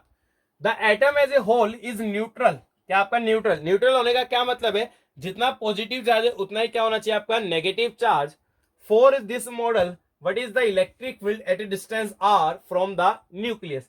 आपको फिर से दो केस करने हैं, एक आपको निकालना है इनसाइड कितना फील्ड होगा और एक आपको निकालने की आउटसाइड कितना फील्ड होगा। हम डायग्राम बना लेते हैं। तो क्या है भाई, सेंटर में पॉजिटिव चार्ज है, पॉइंट चार्ज है, बिल्कुल पॉइंट चार्ज है, कितना चार्ज है, प्लस जेड ई, है ना, ई इलेक्ट्रॉनिक चार्ज होता है आपका और जेड क्या होता है यहाँ पे आपका एटॉमिक नंबर। उसके सामने नेगेटिव चार्ज यूनिफॉर्मली डिस्ट्रीब्यूटेड है इलेक्ट्रॉन्स का, ओवरऑल न्यूट्रल है, तो नेगेटिव चार्ज कितना हो गया आपका माइनस जेड ई, कितना हो गया माइनस जेड ई, है ना। अब आपको करना क्या है, आपको इलेक्ट्रिक फील्ड निकालना है at a distance R from the nucleus. देखिए दो केस पड़ेंगे, एक तो आपका पॉइंट आउटसाइड हो और दूसरा कहां आपका पॉइंट कहां हो सके आपका इनसाइड। आपके पास दो तरीके सोल्व करने के लिए, या तो आप प्रिंसिपल ऑफ सुपरपोजिशन लगा लो, कैसे, आप भाई प्लस जेडी को अलग मान लो और ये जो माइनस जेडी यूनिफॉर्मली डिस्ट्रीब्यूटेड है सॉलिड स्फीयर बन गया उसको अलग मान लो और दोनों का क्या कर दो आप प्रिंसिपल ऑफ सुपरपोजिशन। या फिर आप गॉस थ्योरम भी अप्लाई कर सकते हैं, आउटसाइड के लिए अलग से गॉस थ्योरम अप्लाई कीजिए और इनसाइड के अलग से गॉस थ्योरम अप्लाई कीजिए। देखिए गॉस थ्योरम से आप खुद करने की कोशिश करना, मैं यहां आपको समझा रहा हूं बाय प्रिंसिपल ऑफ सुपरपोजिशन। देखिए प्रिंसिपल ऑफ सुपरपोजिशन से कैसे करेंगे, अगर आपका पॉइंट बाहर है, मान लीजिए यहां पॉइंट है, कितनी डिस्टेंस पे आर, तो दो फील्ड आएंगे, एक प्लस जेडी के कारण जो कि पॉइंट चार्ज है और एक माइनस जेडी के कारण जो कि यूनिफॉर्मली डिस्ट्रीब्यूटेड है। अच्छा प्लस के कारण जो इलेक्ट्रिक फील्ड आता है वो हमेशा कहां आता है आपका, अबे, और फॉर्मूला क्या होता है भाई, 1/4 एप्सिलॉन नॉट, चार्ज कितना है भाई जेड ई, डिस्टेंस कितना हो गया आपका आर स्क्वायर। ठीक है भाई, अब बात क्या है मेन यहाँ पे कि नेगेटिव चार्ज है, नेगेटिव चार्ज के कारण क्या होता है टुवर्ड्स द चार्ज, और बाहर किसी भी पॉइंट के लिए अगर स्फीयर है तो फॉर्मूला किस जैसा होता है, पॉइंट चार्ज जैसा, तो पॉइंट चार्ज जैसा होगा तो क्या होगा 1/4 एप्सिलॉन नॉट। अब तो मैं मैग्नीट्यूड दिख रहा हूं भाई, नेगेटिव के लिए डायरेक्शन आ गई आपकी, मैग्नीट्यूड कितना है जेड ई और डिस्टेंस कितना है इसका भी आर स्क्वायर, ये और ये टर्म आपकी सेम आ गई, तो बाहर तो आपका इलेक्ट्रिक फील्ड कितना आ जाएगा आपका सिंपली जीरो, है ना। और वो बहुत ऑब्वियस भी था, क्यों, क्योंकि बाहर के पॉइंट पे चार्ज कहां मानते हैं, सेंटर पे मान लो पॉइंट चार्ज की तरह, तो सेंटर पे प्लस जेडी तो था ही, ये माइनस जेडी भी कहां मानना पड़ेगा सेंटर पे, तो सेंटर पे नेट चार्ज क्या हो गया जीरो। अब चार्ज ही जीरो हो गया तो बाहर इलेक्ट्रिक फील्ड कितना आने वाला था आपका जीरो। ओके डियर स्टूडेंट्स, अब देखिए अगर हम इनसाइड की बात करें, किसकी बात करें हम, इनसाइड,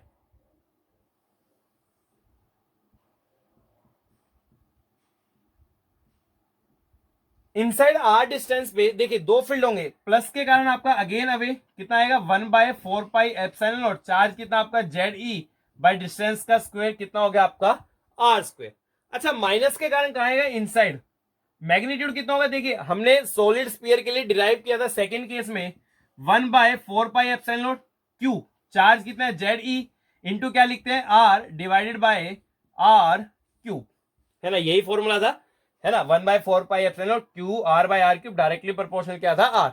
अब ये दोनों फील्ड आपके अपोजिट डायरेक्शन में है, तो नेट फील्ड में ऑब्वियसली क्या लिख सकता हूं, दोनों को माइनस कर दो, तो 1/4 epsilon naught Z E by R square, उसमें से किसको माइनस कर दो, इसको, 1/4 epsilon naught Z E R by R cube, कुछ ना कुछ तो कॉमन ले पाएंगे, हाँ कॉमन क्या ले पा रहे हैं, Z E by 4 epsilon not, यहां क्या बच गया 1/r स्क्वायर माइनस यहां क्या बच गया r बाय आर क्यूब। तो बाहर आपका इलेक्ट्रिक फील्ड कितना है जीरो और अंदर किसी भी पॉइंट पे इलेक्ट्रिक फील्ड कितना है Z E by 4 epsilon naught 1/r square minus r by R cube. Okay dear students, please pause the video and note this down, है ना। मैं आपको फिर से एक बार समझा देता हूं, अगर स्पीयर है, क्या आपका स्पीयर चार्ज कितना है क्यू और बाहर कोई पॉइंट है, सेंटर से डिस्टेंस है आर, स्पीयर को भूल जाओ, क्या करो सेंटर पे कितना चार्ज रख दो क्यू और ये डिस्टेंस कितना है आर, अब भी फॉर्मूला क्या आएगा, वही आएगा जो किसके कारण आता था आपका स्पीयर के कारण। तो बाहर वाले पॉइंट्स के लिए स्पीयर को पॉइंट चार्ज से रिप्लेस कर सकते हैं, वो पॉइंट चार्ज कहां पे रखना पड़ेगा आपको सेंटर पे, जो कि हमने यहां पे किया है। चलिए अब हम नेक्स्ट चीज पढ़ते हैं।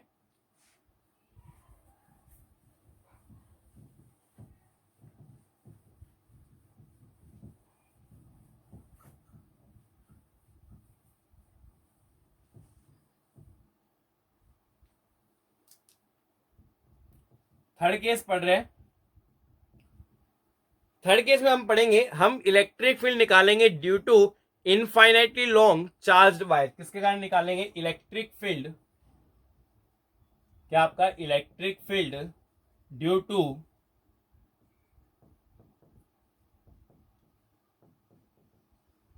Infinitely long charged wire. अगर आपको याद हो तो मैंने इसको कुलम्स लॉ से भी सोल्व किया था, वहां से आपका आंसर क्या आया था? Lambda by 2 pi epsilon naught R, है ना। यहां से भी वही आएगा, देखते हैं कैसे होगा। तो electric field due to infinitely long charged wire, listen to me very carefully. देखिए वायर है तो लीनियर चार्ज डेंसिटी हम लैम्डा डिफाइन करते हैं, ये बात मैं आपको पहले भी समझा चुका हूं। तो ये मान लीजिए हमारे पास चार्ज्ड वायर है। कैसा चार्ज है भाई? प्लस चार्ज है ना। इनफाइनाइट, अनंत से लेके अनंत तक। लीनियर चार्ज डेंसिटी क्या है? लैम्डा, मतलब चार्ज पर यूनिट लेंथ। क्या लिखते हैं लैम्डा को? Charge D Q per unit length D L. बहुत बढ़िया, सब समझ में आ रहा था। अब देखिए इस वायर से आर डिस्टेंस दूर आपको फील्ड निकालना है। टारगेट क्या होगा हमारा कि आर डिस्टेंस दूर हमें क्या निकालना है? यहाँ पे फील्ड निकालना है। तो लिसन में टू मी केयरफुली, कुछ इंपॉर्टेंट पॉइंट्स मैं डिस्कस कर रहा हूं। सबसे पहले अगर मैंने कोई भी पॉइंट लिया तो फील्ड की डायरेक्शन देखो किसके अलोंग होगी, है ना। तो देखिए इनफाइनाइटली लॉन्ग है, मतलब ऊपर भी अनंत है और नीचे भी क्या आपकी अनंत। मैंने क्या किया? एक एलिमेंट यहां से लिया एक्स, कुछ एक्स डिस्टेंस पे, और एक एलिमेंट यहां भी ले लिया एक्स डिस्टेंस पे, क्योंकि ऊपर भी अनंत है नीचे भी अनंत है। अब इसके पॉजिटिव चार्ज के कारण जो फील्ड आएगा वो कहां आएगा? अवे। इस पॉजिटिव चार्ज के कारण भी फील्ड कहां आएगा? अवे। आप सिमेट्री से देख सकते हैं, जब हम इनका नेट लेंगे तो ये परपेंडिकुलर वाला कंपोनेंट तो कैंसिल हो जाएगा। नेट फील्ड कहां आएगा आपका? इधर की तरफ, मतलब परपेंडिकुलर टू द वायर। कैसे आएगा आपका? परपेंडिकुलर टू द वायर, है ना। अब देखिए ये बात समझ में आ रही है। अच्छा इस पॉइंट को अगर सॉरी, इस पॉइंट को अगर मैं कुछ ऊपर ले लूं तो कोई फर्क पड़ेगा क्या? नहीं, कोई फर्क पड़ पाना पॉसिबल, क्योंकि भाई इंफिनिटी के लिए इस पॉइंट और इस पॉइंट में खास अंतर नहीं है। अब इस पॉइंट की बात करें तो इससे ऊपर भी अनंत है और इससे नीचे भी क्या आपकी अनंत है। कोई छोटा सा डिफरेंस लेने पे कोई फर्क नहीं पड़ेगा। तो यहां भी आपका इलेक्ट्रिक फील्ड कहां होगा? परपेंडिकुलर टू द वायर, और जितनी वैल्यू यहां थी उतनी ही यहां होगी, क्योंकि इनफाइनाइट के केस में इस पॉइंट और इस पॉइंट में कोई अंतर नहीं है। मान लो वायर की लेंथ आपकी 10 किलोमीटर और ये डिफरेंस है 1 सेंटीमीटर। क्या 10 किलोमीटर के आगे इस 1 सेंटीमीटर के डिफरेंस की कोई औकात है क्या? कोई औकात नहीं है। इसलिए इन दोनों पॉइंट में फील्ड क्या रहेगा? सेम, डायरेक्शन भी सेम और मैग्नीट्यूड भी क्या रहेगा आपका? सेम। चलिए डियर स्टूडेंट्स सोल्व करते हैं। अब मेरा टारगेट क्या था कि यहां से आर डिस्टेंस पे क्या निकालना है? मेरे को फील्ड निकालना है। मेरे को ये पता है कि परपेंडिकुलर टू द वायर क्या आएगी आपकी फील्ड की direction? Perpendicular to the wire. इसलिए मैंने एक सिमेट्रिकल गॉसियन सरफेस के बारे में सोचना शुरू किया। काफी सोच विचार के बाद मेरे को मालूम पड़ा कि आप सिलेंड्रिकल गॉसियन सरफेस ले सकते हैं जिसका एक्सिस ये वायर होगी। तो मैंने क्या लिया? Cylindrical Gaussian surface.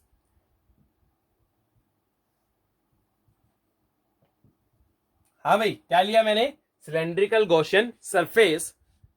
अब देखिए सिलेंडर की एक्सिस के अलोंग क्या होगी आपकी? वायर। रेडियस तो आर हो ही गई इसकी, और लेंथ कितनी मान ली सिलेंडर की? मान लीजिए लेंथ कितनी आपकी? एल। फ्लक्स निकालेंगे। कितने सरफेस है? एक्चुअल में 3 सरफेस है, 1 2 और 3। इसको बोला सरफेस 1, है ना। इसको क्या बोला मैंने? सरफेस 2। और ये कौन सा सरफेस है भाई आपका? सरफेस 3। चलिए भाई फ्लक्स निकालना है। फ्लक्स क्योंकि स्केलर क्वांटिटी है, आप उसको सिंपली मैथमेटिक्स की तरह ऐड और सब्ट्रैक्ट कर सकते हो। तो देखिए फ्लक्स निकाले थे। अब यहां पे फ्लक्स निकाल, देखिए एक बात मेरे को मालूम है कि फील्ड क्या होगा? परपेंडिकुलर टू द वायर हर जगह। तो ये आपका इलेक्ट्रिक फील्ड हो गया, है ना। अब एरिया वेक्टर, एरिया वेक्टर क्या होता है? Perpendicular to the surface and outward. तो यहां पे एरिया वेक्टर कुछ ये हो गया। अब φ1 सरफेस 1 से फ्लक्स निकालो यार, एंगल कितना है? 90। तो क्या होगा आपका फॉर्मूला अगर मैं लगाऊं भी तो ई ए कोस 90 आ जाएगा, है ना। क्या आएगा? ई ए कोस 90, और कोस 90 क्या होता है आपका? 0। तो सरफेस 1 से फ्लक्स कितना आने वाला आपका 0। बहुत बढ़िया। सरफेस 2 की बात करो भाई, यहां भी इलेक्ट्रिक फील्ड तो हमने देख लिया परपेंडिकुलर ही आएगा, ये तो हम प्रूव कर चुके हैं बाय लॉजिकल एक्सपेरिमेंट्स, है ना। तो अब एरिया वेक्टर क्या आएगा, परपेंडिकुलर टू द सरफेस, ये क्या हो गया आपका एरिया वेक्टर। अगेन दोनों के बीच में एंगल कितना आ गया भाई 90 डिग्री। तो फाई टू सरफेस 2 से फ्लक्स कितना आएगा अगेन ई ए कोस 90, ये कितना हो गया आपका 0, है ना। अब चलिए भाई सब सही चल रहा था, बहुत बढ़िया था। तीसरा सरफेस और बच गया तो निकालेंगे। यहां भी मैंने कोई एलिमेंट चूज किया, मान लीजिए ये कोई एलिमेंट चूज किया। अब एरिया वेक्टर क्या होगा परपेंडिकुलर टू द सरफेस, बहुत बढ़िया। और इलेक्ट्रिक फील्ड भी क्या है परपेंडिकुलर टू द सरफेस। तो क्या सरफेस 3 का फ्लक्स 0 हो गया क्या, नहीं, यहां फ्लक्स 0 हो पाना पॉसिबल, दोनों में एंगल कितना है 0 डिग्री। तो फाई 3 क्या लिखेंगे भाई, इंटीग्रेशन करना पड़ेगा। एक्चुअली क्लोज सरफेस नहीं है, क्लोज सरफेस तो जब आप स्पेरिकल सर्कुलर इंक्लूड करोगे तो होगा, तो ओपन सरफेस है ये कुल मिला के ई डॉट डी ए, ठीक है, ये निकाल लेते हैं। तो भाई ई डी ए एंगल कितना है दोनों के बीच में 0, कोस 0 अगेन 1, तो ई डी ए। अब मैंने आपको बताया था इनफाइनाइट के लिए इस पॉइंट इन पॉइंट्स में कोई अंतर नहीं है, तो फील्ड की वैल्यू क्या रहेगी सेम। आप बाहर ले सकते हो ई डी ए। इस तीसरा सरफेस कर्व सरफेस है, इसका एरिया कितना होगा भाई आपका 2 पाई आर एल। सिलेंडर का कर्व सरफेस एरिया क्या होता है आपका 2 पाई आर इंटू एल। ओके, अब देखिए मैंने घोंसलो लगाया कि जो नेट फ्लक्स है वो किसके बराबर होना चाहिए, Q inside bye epsilon naught. Net flux कितना है, ये जीरो और ये इतना, तीनों को जोड़ेंगे तो कितना आ गया ई इंटू में 2 पाई आर एल। क्यू इनसाइड, अच्छा इनसाइड चार्ज कितना है वो देख लेते हैं भाई। लैम्डा में मिला था, लैम्डा क्या था हमारा, इधर देख लीजिए, लैम्डा क्या हमारा charge per unit length, charge मान लीजिए क्यू, और लेंथ कितनी है भाई, कितनी वायर की लेंथ सिलेंडर के अंदर आ रही है, तो एल लेंथ अंदर आ रही है, तो क्यू बाय एल। तो आपका जो क्यू है वो कितना आ गया आपका लैम्डा इंटू एल। तो क्यू इनको क्या लिख सकता हूं lambda into L divided by epsilon naught. L से एल कैंसिल, इसको नीचे ले जाओ तो इलेक्ट्रिक फील्ड कितना आया lambda by 2 pi epsilon naught R. यानी यहां पे मैं इलेक्ट्रिक फील्ड क्या लिख सकता हूं, क्या आपका इनवर्सली प्रोपोर्शनल टू आर, है ना। कुछ बातें याद करने की, देखिए एक लीनियर चार्ज के लिए inversely proportional to R, sphere के लिए inversely proportional to R square, dipole के लिए याद कीजिए क्या था inversely proportional to R cube, है ना। तो याद रखिए एक लीनियर चार्ज डेंसिटी के कारण हम ऐसे सोल्व कर सकते हैं, इनफाइनाइट है, इलेक्ट्रिक फील्ड क्या आ जाएगा आपका inversely proportional to R. Okay dear students, please pause your video and note this down. देखिए डियर स्टूडेंट्स, आपकी स्क्रीन पर आपको एक क्वेश्चन दिखाई दे रहा है, बहुत ही साधारण सा सिंपल सा सवाल है। अपनी वीडियो को पॉज कीजिए and try to solve this question. Simple सा है, साधारण सा है, अपनी वीडियो को पॉज कीजिए and try to solve this question. देखिए उम्मीद आप सबने पक्का किया होगा, अब हम समझते हैं ना। क्या आपके पास एन इनफाइनाइटली लॉन्ग है पॉजिटिव चार्ज्ड वायर, ठीक है, अभी हमने समझी लीनियर चार्ज डेंसिटी है लैम्डा, इलेक्ट्रॉन उसके चारों तरफ चक्कर लगा रहा है as it centre with a constant velocity in a circular plane perpendicular to the wire. कहने का क्या मतलब है, ये मान लीजिए सपोज आपकी वायर है, एक सर्कल में चक्कर लगा रहा है जो कि परपेंडिकुलर टू द वायर, और वायर क्या उसका सेंटर, मतलब एक सर्कल में इस प्रकार से चक्कर लगा रहा है, सच दैट ये वायर क्या बनी उसका centre. Linear charge density plus lambda, electron पे चार्ज कैसा आपका negative charge. Deduce the expression for kinetic energy of electron. देखिए सर्कुलर मोशन में घूमने के लिए किसी ना किसी फोर्स को किसका काम करना पड़ेगा, सेंट्रीपिटल फोर्स का। यहां एक ही फोर्स लग रहा है भाई, ये नेगेटिव चार्ज ये पॉजिटिव चार्ज, तो एक अट्रैक्टिव फोर्स लगेगा, और अट्रैक्टिव फोर्स लगा तो ये लगा आपका इलेक्ट्रोस्टैटिक फोर्स। और अगर घूम रहा है तो ये सेंट्रीपिटल फोर्स के बराबर होना चाहिए, क्योंकि घूमने के लिए सेंट्रीपिटल फोर्स तो चाहिए। अब सेंट्रीपिटल फोर्स क्या होता है M we square by R, तो इलेक्ट्रॉन का मास एम ई, स्पीड होगी वी स्क्वायर बाय रेडियस कितनी है मान लीजिए आर। एफ इलेक्ट्रोस्टैटिक, देखिए फॉर्मूला क्या होता है आपका ई इंटू ई, है ना, charge into electric field, electron पे चार्ज कितना हो गया ई, तो यहां से कितना आ गया भाई M E V square by R E. Electric field, हाँ भाई इलेक्ट्रिक फील्ड का फॉर्मूला क्या होता है आपका due to infinitely long charge wire lambda upon 2 pi epsilon naught R. इस आर ने आर को मार दिया, तो एम ई वी स्क्वायर कितना है भाई आपका e lambda by 2 pi epsilon naught. अब काइनेटिक एनर्जी देखिए, काइनेटिक एनर्जी का एक्सप्रेशन निकाले ना, kinetic energy of electron. Kinetic energy का फॉर्मूला क्या होता है, हाफ एम वी स्क्वायर। अब एम ई वी स्क्वायर की वैल्यू पुट कर दीजिए, half m E V square कितना है भैया आपका, e lambda by 2 pi epsilon naught, तो ये कितना हो गया आपका, e lambda bye 4 pi epsilon naught. तो this is the expression for the kinetic energy. अब क्या बोला, plot a graph of kinetic energy as a function of charge density. हम काइनेटिक एनर्जी का ग्राफ बना रहे हैं as a function of charge density lambda. तो देखिए काइनेटिक एनर्जी और लैम्डा तो डायरेक्टली प्रोपोर्शनल है, तो ग्राफ कैसा आएगा आपका, स्ट्रेट लाइन। अरे भाई यहां से क्लियर है ना, ई कांस्टेंट है, 4 पाई एप्सिलॉन नॉट कांस्टेंट है, मतलब काइनेटिक एनर्जी और लैम्डा डायरेक्टली प्रोपोर्शनल है, तो ये ग्राफ किसके बीच में आ गया, between kinetic energy and lambda. Okay, dear students, please pause the video and note this down. Now we are going to discuss the last application. देखिए,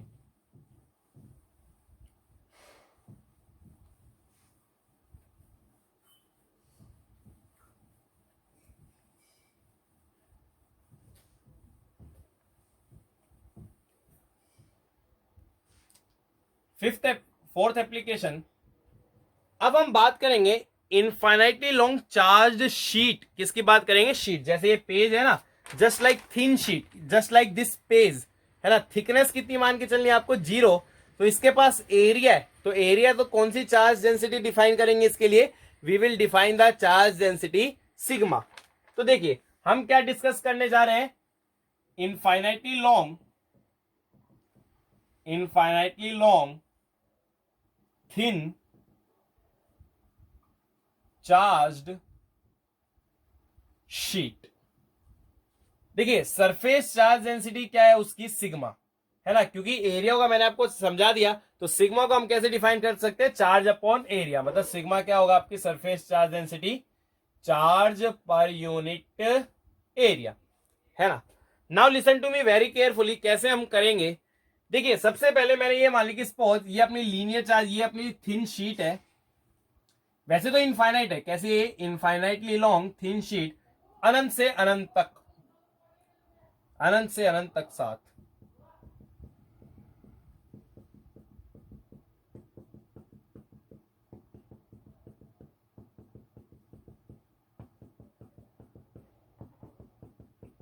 चलिए भाई बहुत बढ़िया। अब देखिए जैसे आपने एक इनफाइनिटी लॉन्ग वायर के लिए रीजनिंग की थी, यहां पे देखिए अगर आप कोई भी पॉइंट लेंगे, एक एलिमेंट आप ऊपर से लीजिए, एक नीचे से, अगेन उनके परपेंडिकुलर कंपोनेंट आएंगे, तो जो आपका इलेक्ट्रिक फील्ड है यहां भी क्या होगा आपका, परपेंडिकुलर टू द शीट। क्या होगा आपका, परपेंडिकुलर टू द शीट। तो electric field due to symmetry, just like wire, हम कंपोनेंट लेंगे परपेंडिकुलर, मतलब एक कंपोनेंट बचेगा, ये एक्स एक्सिस मान लो, तो एक्स एक्सिस के अलॉन्ग कंपोनेंट बचेगा, बाकी दूसरा कंपोनेंट क्या हो जाएगा आपका, कैंसिल। तो electric field due to sheet will be perpendicular to sheet. ठीक है भाई बहुत बढ़िया, परपेंडिकुलर टू द शीट होगा। अच्छा एक बात, अगर आपका इनफाइनाइटली लॉन्ग है, तो मैं मान लीजिए किसी भी पॉइंट पे क्या निकाल रहा हूं, आपकी इलेक्ट्रिक फील्ड इंटेंसिटी, है ना। यहां पे हमने क्या किया, अगेन मेरे को एक गॉसियन सरफेस चूज करना था, बड़े सोच विचार के बाद गॉसियन सरफेस निकाला गया। आप ले सकते हैं यहां पे Gaussian surface, again a cylinder, क्या ले सकते हैं आप, अगेन ए सिलेंड्रिकल गॉसियन सरफेस। कैसे हम वो सिलेंडर लेंगे, देखिए ध्यानपूर्वक,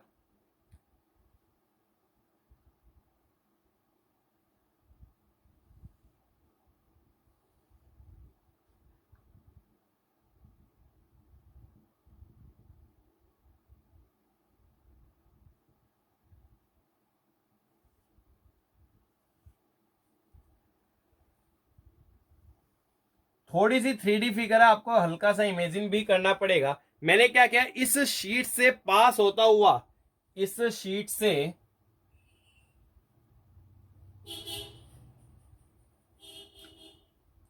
इस शीट से पास होता हुआ एक सिलेंड्रिकल गॉसियन सरफेस आपके सामने बना दिया है। देखिए इस शीट से पास हो रहा है बिल्कुल, इसका एरिया कितना है, ए, है ना, ये जो सर्कुलर एरिया है ना, ये सर्कुलर एरिया, इसका सर्कुलर एरिया कितना है भाई, ये ए, है ना। अब देखिए मेरे को इसके कारण इलेक्ट्रिक फील्ड निकालना है, सपोज मेरे को इस पॉइंट पे इलेक्ट्रिक फील्ड निकालना है ना। अब क्या होगा, यहाँ पे इनफाइनाइट है तो ये थिकनेस का तो कोई फर्क पड़ने वाला है नहीं। यहाँ पे अगेन तीन सरफेस, एक ये सर्कुलर, एक ये सर्कुलर, और ये तीसरा क्या हो गया आपका कर्व सरफेस, जैसे पिछले था। तो ये मेरा फर्स्ट सरफेस हो गया, ये मान लीजिए सेकंड हो गया, और ये कैसा सरफेस हो गया मेरा थर्ड। अब देखिए ये बात मैंने समझ ली कि शीट के परपेंडिकुलर होगा, तो यहाँ पे इलेक्ट्रिक फील्ड हो गया ई। अब एक बात और है, ये भी मैंने आर डिस्टेंस पे लिया यहां से, और ये भी कितने डिस्टेंस पे लिया शीट से, आर डिस्टेंस पे। अच्छा ई हो गया। अच्छा एरिया वेक्टर भी कहा होगा बाहर की तरफ, तो ये क्या हो गया एरिया वेक्टर। फाइव वन, दोनों के बीच में एंगल कितना है, जीरो, तो क्या लिखेंगे ई ए कोस जीरो। कोस जीरो कितना होता है, वन, तो ये कितना आ गया भाई आपका ई इंटू ए। सिमिलरली इसकी बात करते हैं, तो इसके लिए भी देखिए पॉजिटिव चार्ज है, इलेक्ट्रिक फील्ड कहां होगा, इधर की तरफ। अब डिस्टेंस सेम है तो इलेक्ट्रिक फील्ड ऑब्वियसली क्या आना चाहिए आपका, सेम आना चाहिए, सिमेट्रिकल पॉइंट्स हो गए ना। और एरिया वेक्टर भी कहां होगा आपका, बाहर की तरफ। अगेन फाइव टू कितना आ गया आपका, एंगल जीरो है, तो ई ए कोस जीरो, कोस जीरो होता है वन, तो फ्लक्स कितना आ गया ई इंटू ए। तीसरा सरफेस जो कि कर्व सरफेस है, देखिए अगर आप कोई भी एलिमेंट ले इसके ऊपर, है ना, तो इसका जो एरिया वेक्टर है क्या आएगा, perpendicular to the surface, but electric field क्या आएगा, परपेंडिकुलर टू द शीट। कितना एंगल बन गया भाई दोनों के बीच में, 90 डिग्री, तो फ्लक्स कितना आ जाएगा 90 डिग्री एंगल पे, flux will be equal to zero, क्योंकि जो एंगल है वो कितना आपका 90 डिग्री। अब देखिए नेट फ्लक्स क्या होगा आपका, तीनों को जोड़ दीजिए, फाइव वन, फाइव वन कितना आपका E A plus five two, five two भी कितना आपका ई ए, और जो फाइव थ्री है वो तो आपका जीरो, तो नेट फ्लक्स कितना हो गया आपका 2EA। अच्छा नेट फ्लक्स किसके बराबर होता है, Q in by epsilon not. कितना चार्ज है, देखिए एक यही ऐसा पोर्शन है जिसमें क्या प्रेजेंट है आपका, चार्ज। अब चार्ज कैसे निकालेंगे भाई, सिग्मा क्या है, चार्ज अपॉन एरिया, तो चार्ज क्या होगा सिग्मा इंटू एरिया, एरिया कितना आपका ए, तो चार्ज क्या लिख सकता हूं मैं, sigma into A divided by epsilon naught is equal to 2EA। अब ए ने ए को मार दिया, ई कितना आ गया, टू को नीचे ले जाओ, सिग्मा बाय 2 एप्सिलॉन नॉट, कितना आ गया सिग्मा बाय 2 एप्सिलॉन।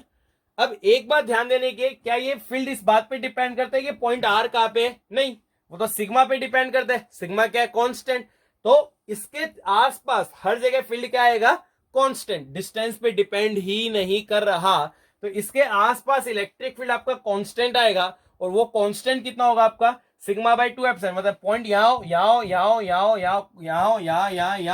कोई फर्क पड़ने वाला नहीं है, क्योंकि आपका इलेक्ट्रिक फील्ड क्या है कांस्टेंट, सिग्मा कांस्टेंट, एप्सिलॉन और कांस्टेंट, डिस्टेंस पे डिपेंड ही नहीं कर रहा। Okay dear students, please pause the video and note this down.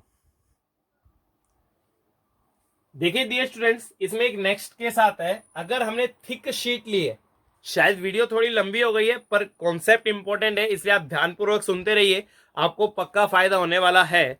अगर हमने थिक शीट ली है, मतलब थिकनेस जीरो नहीं है और कंडक्टिंग है, कैसी शीट है वो आपकी conducting in nature, thick sheet है, तो क्या होगा, चलिए थिक शीट बना लेते हैं।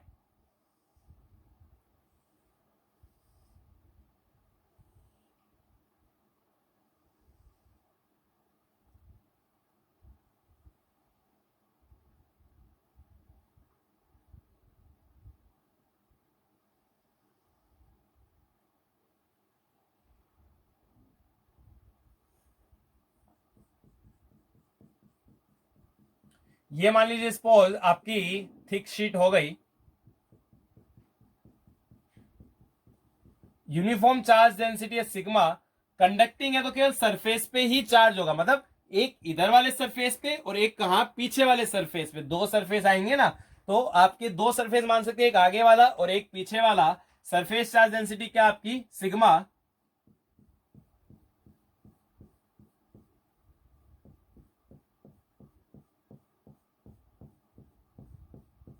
चलिए वही तरीका वही है, हमने अगेन सिलेंड्रिकल गॉसियन सरफेस यहां पे माना है, तो ये हो गया आपका सिलेंड्रिकल गॉसियन सरफेस।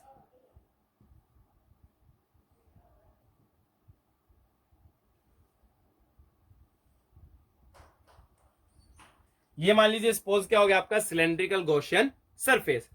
अब देखिए कॉन्सेप्ट तो वैसे बहुत सिंपल है, हम क्या करेंगे भाई, दो जगह चार्ज है, एक इस वाले फेस पे चार्ज है और एक कहां चार्ज है, पीछे वाले फेस पे, तो मैं क्या मान सकता हूं, मेरे पास दो फेस है, यहां भी चार्ज डेंसिटी प्लस सिग्मा, यहां भी चार्ज डेंसिटी प्लस सिग्मा, तो I can apply the principle of super position. कहने का क्या मतलब, मेरा कॉन्सेप्ट कुछ इस प्रकार से बन गया, एक ये आपकी एक सरफेस ये प्लस सिग्मा का, दूसरा सरफेस आपका ये, इसमें भी क्या है प्लस सिग्मा, अंदर किसी प्रकार का कोई चार्ज आपका नहीं है, क्योंकि कंडक्टिंग के केस में हमने पहले भी समझा था कि सारा का सारा चार्ज कहा जाता है सरफेस पे। अब अगर मैंने कोई पॉइंट दिया, इस प्लस के कारण अवे कितना सिग्मा बाय 2 एप्सिलॉन नॉट, इस प्लस के कारण भी अवे कितना सिग्मा बाय 2 एप्सिलॉन नॉट, है ना। तो अगर आप नेट फील्ड निकालोगे तो कितना हो जाएगा, sigma by 2 epsilon naught plus sigma by 2 epsilon not, solve करने पे ये कितना आएगा आपका sigma by epsilon not. Similarly इधर बात करेंगे, इस प्लस के कारण अवे डिस्टेंस पे तो डिपेंड ही नहीं करता, सिग्मा बाय 2 एप्सिलॉन नॉट, इस प्लस के कारण भी away sigma by 2 epsilon naught, तो आपका इलेक्ट्रिक फील्ड यहां भी कितना आ गया आपका सिग्मा बाय एप्सिलॉन नॉट। यानी कि इन शॉर्ट हम समझ सकते हैं कि अगर शीट हमने थिक ली है तो कितना आएगा sigma by epsilon naught. Dear students, जब तक क्वेश्चन में ना बोला जाए आपको थिन शीट मान के चलना है, थिन शीट के कारण आपका इलेक्ट्रिक फील्ड कितना आएगा सिग्मा बाय 2 एप्सिलॉन नॉट। अगर आपको थिक शीट बोला तो ही आपको इलेक्ट्रिक फील्ड कितना इस्तेमाल करना है सिग्मा बाय एप्सिलॉन नॉट। चलिए क्विकली इस पे क्वेश्चन देख लेते हैं and then we are going to wind up this lecture. Question is being important. देखिए क्वेश्चन क्या है, सेम सवाल है, दो आपकी थिन चार्ज शीट है, क्या थिन, यहां चार्ज डेंसिटी है प्लस सिग्मा 1, यहां चार्ज डेंसिटी है plus sigma 2, given that sigma 1 is greater than sigma 2।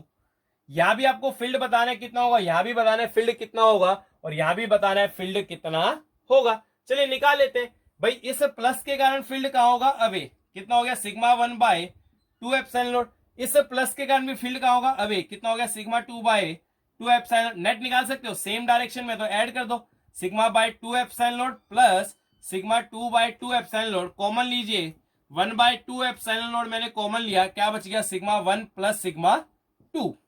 Similarly यहां निकालिए प्लस के कारण कहेगी अवे, तो कितना हो गया सिग्मा 2 बाय 2 एप्सिलॉन नॉट, इस प्लस के कारण भी कहेगी अवे, तो कितना हो गया sigma 1 by 2 epsilon naught. Net field कितना हो गया, जोड़ दीजिए again 1 by 2 epsilon naught sigma 1 plus sigma 2। बीच में निकालिए, देखिए प्लस के कारण away sigma 1 by 2 epsilon naught, इस प्लस के कारण भी away sigma 2 by 2 epsilon naught. Net कितना आएगा भाई आपका सिग्मा 1 क्योंकि ज्यादा है तो माइनस करना पड़ेगा, sigma 1 by 2 epsilon naught minus sigma 2 by 2 epsilon naught, तो कितना आ गया आपका 1 by 2 epsilon naught sigma 1 minus sigma 2। तो this is the simple question. आगे जाके जब हम कैपेसिटर पढ़ेंगे तो इस बात का काफी इस्तेमाल होने वाला है। Okay dear student, with this we are going to wind up this lecture.